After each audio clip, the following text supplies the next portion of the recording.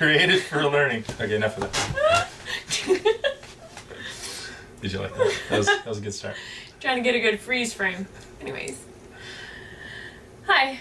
We're created for learning. What are we talking about today? Oh, how to think. Hey.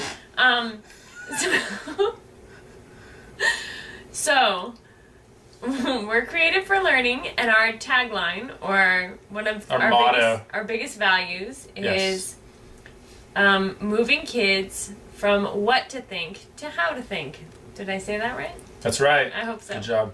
Okay. Yeah. So what does that mean? We wanted to dive into just some of our beliefs about what does that mean to think, and what's the difference between what to think and how to think. Because it's integral to my classroom style and her classroom style with second graders, and mine with middle schoolers and high schoolers. And our parenting. And so let's dive into what that means. So teaching students what to think. That's what we've done in education for many, many, many, many, many years. Although maybe not all the way back, but in recent decades, that's what we've been stuck doing. Like, I remember in my history class, for instance, one of my tests was a list of events and what dates they were on, or here's a map and fill in fill in the countries. And so that there's good and there's value to that, but that's not how to think. That's what to think. It's what is the data, like what's the information. And so which is nice to know. It's nice to know, but I can also Google that. And so I know that's a big conversation in education. You didn't have Google back then. But I didn't have Google back then. I had to memorize it. But now we're actually we're in this information age, and our job, I think, for educating students into the future is not so much teaching them what to think. There's some of that, right? But they also have it at their fingertips, right? And they're not always going to. Sure, the whole grid could crash and they don't have it. But so there's some things they have to know. But there's other stuff that they have to know, but then they can always look it up. So the question of education in these days is not necessarily what to think. It's how to think about what they already have. And so in my classroom, yes, we have what questions, but the most important questions in my classroom are the how. Like, how do you think? Okay, so you often would ask questions, like with your classroom management. Even a kid comes up and asks, give an example. What are we supposed to be doing right now? You love that question, don't you? What am I supposed to be doing right now? And I would not answer back to them, because once I calm the anger that rises, then I would ask something like, have you looked at what other people are doing right now? And their answer is no. We knew this, right? Or I might ask, when you looked at what other people were doing, what did you notice? And then they go and look at what other people are doing, and of course they figure out what they should be doing, because they're those responsible students that are doing it, right? So that's the way that I do it a lot of times. It's a perfect example. There are hundreds, thousands of examples on endless situations. So then also, questions. By the end of the school year, people would come up and ask you a question, and you could turn to your class and say, students, what would I ask in this situation? Give some of those examples. Phew. You gotta give me a situation, like about homework. There you go. So if I turn in my paper tomorrow late, what will happen? We love that question too, right? Or if I turn it in, will I get late credit? Or should I turn this in for late credit? And so my answer back to them would not be a what answer. Those are their personal choices. And so I would answer back, like, should I turn this in late for tomorrow for late credit? My answer back would be, do you want credit? And they would say, yeah. And I would say, so do you want to turn it in tomorrow? And they'd say, well, I want to, yes, okay. So turn it in. But I'll get late credit. Yeah, you chose to get late credit, And so then we get down to that personal responsibility, but they come up with the answer. So another good example, we were just, our daughter, Sarah, she's 7, and she took one of those standardized tests in math recently, and there was a question on there that she remembered. It had to do with decimals.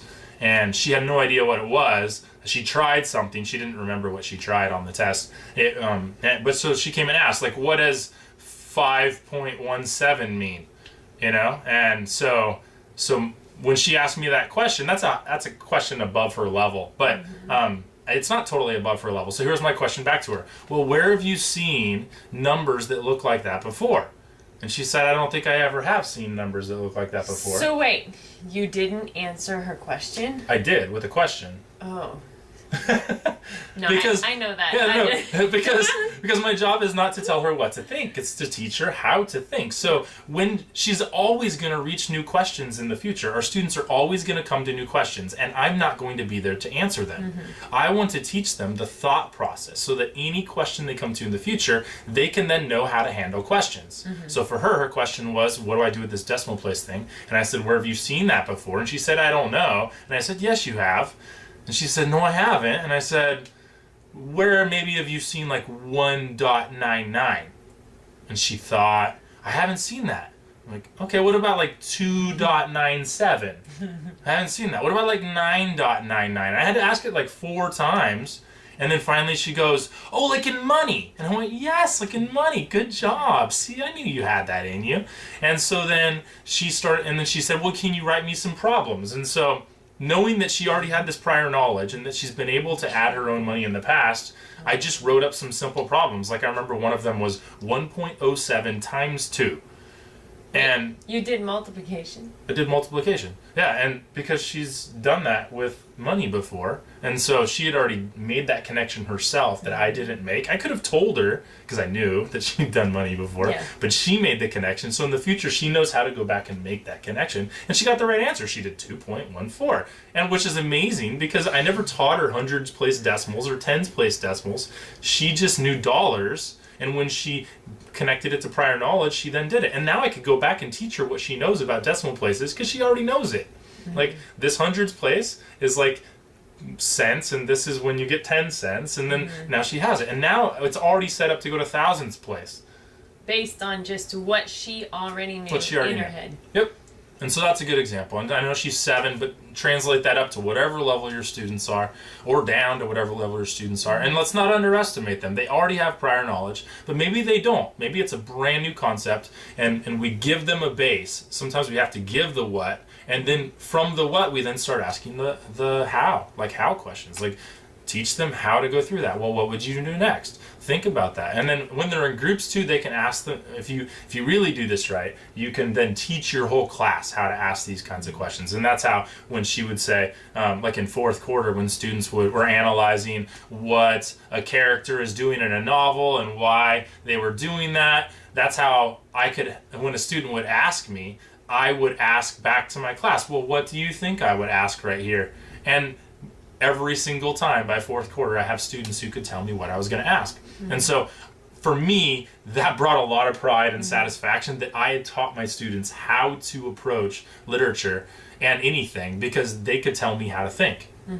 And hopefully from there, they can then come up with their own ways. And they did in my class. They taught me new ways to approach things. And it's great. It's really invigorating. And then you guys learn from each other. Absolutely. Because we're always students, right?